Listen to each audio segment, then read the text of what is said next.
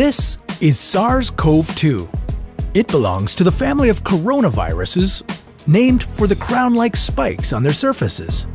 SARS-CoV-2 can cause COVID-19, a contagious viral infection that attacks primarily your throat and lungs. What actually happens in your body when you contract the coronavirus? What exactly causes your body to develop pneumonia? And how would a vaccine work? The coronavirus must infect living cells in order to reproduce.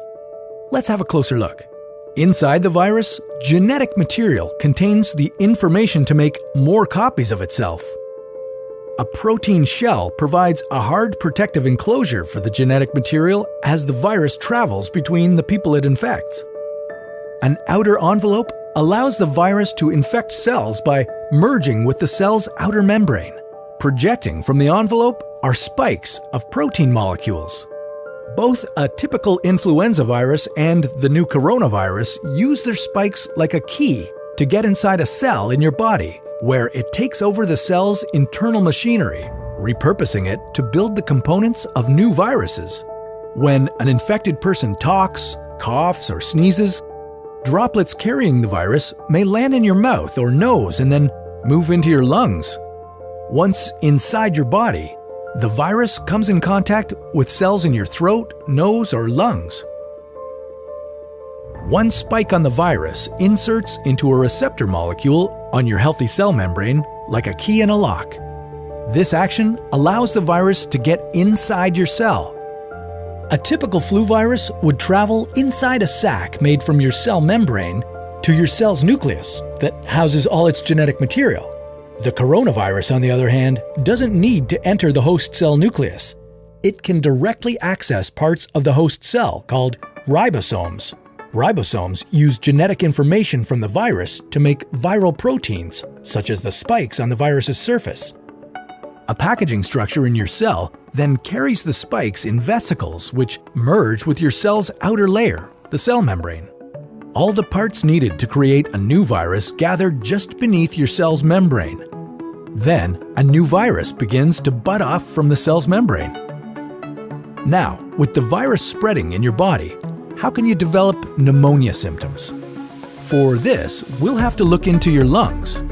Each lung has separate sections called lobes. Normally, as you breathe, air moves freely through your trachea or windpipe, then through large tubes called bronchi, through smaller tubes called bronchioles, and finally into tiny sacs called alveoli. Your airways and alveoli are flexible and springy. When you breathe in, each air sac inflates like a small balloon. And when you exhale, the sacs deflate. Small blood vessels called capillaries surround your alveoli. Oxygen from the air you breathe passes into your capillaries, and then carbon dioxide from your body passes out of your capillaries into your alveoli so that your lungs can get rid of it when you exhale. Your airways catch most germs in the mucus that lines your trachea, bronchi, and bronchioles. In a healthy body, hair-like cilia lining the tubes constantly push the mucus and germs out of your airways, where you might expel them by coughing.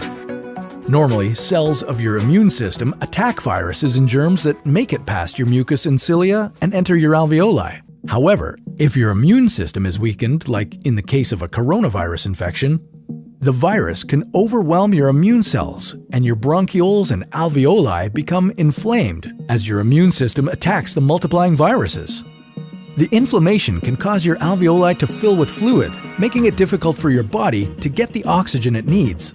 You could develop lobar pneumonia, where one lobe of your lungs is affected, or you could have bronchopneumonia that affects many areas of both lungs. Pneumonia may cause difficulty breathing, chest pain, coughing, fever and chills, confusion, headache, muscle pain, and fatigue. It can also lead to more serious complications. Respiratory failure occurs when your breathing becomes so difficult that you need a machine called a ventilator to help you breathe. These are the machines that save lives and that medical device companies currently ramp up production for. Whether you would develop these symptoms depends on a lot of factors, such as your age and whether you already have an existing condition. While this all sounds scary, the push to develop a coronavirus vaccine is moving at high speed. Studies of other coronaviruses led most researchers to assume that people who have recovered from a SARS-CoV-2 infection could be protected from reinfection for a period of time. But that assumption needs to be backed by empirical evidence, and some studies suggest otherwise. There are several different approaches for a potential vaccine against the coronavirus. The basic idea is that you would get a shot that contains faint versions of the virus. The vaccine would expose your body to a version of the virus that is too weak to cause infection, but just strong enough to stimulate an immune response. Within a few weeks, cells in your immune system would make markers called antibodies, which would be specific for only the coronavirus, or specifically its spike protein. Antibodies then attach to the virus and prevent it from attaching to your cells. Your immune system then responds to signals from the antibodies by consuming and destroying the clumps of viruses. If you then catch the real virus at a later stage, your body would recognize it and destroy it. In other words, your immune system is now primed. Collecting evidence on whether this will be possible, safe, and effective is part of what's taking researchers so long to develop a vaccine. It's a race against time to develop a vaccine amid a pandemic. Each step in vaccine development usually takes months, if not years. An Ebola vaccine broke records by being ready in 5 years. The hope here is to develop one for the new coronavirus in a record-breaking 12 to 18 months. While all of this will take time, stay home if you can, to protect the most vulnerable. And don't forget to wash your hands for at least 20 seconds and as often as possible. This video was a collaboration between Nucleus Medical Media and the What If channel, where we usually dive into hypothetical scenarios about the human body, humanity, our planet, and the cosmos.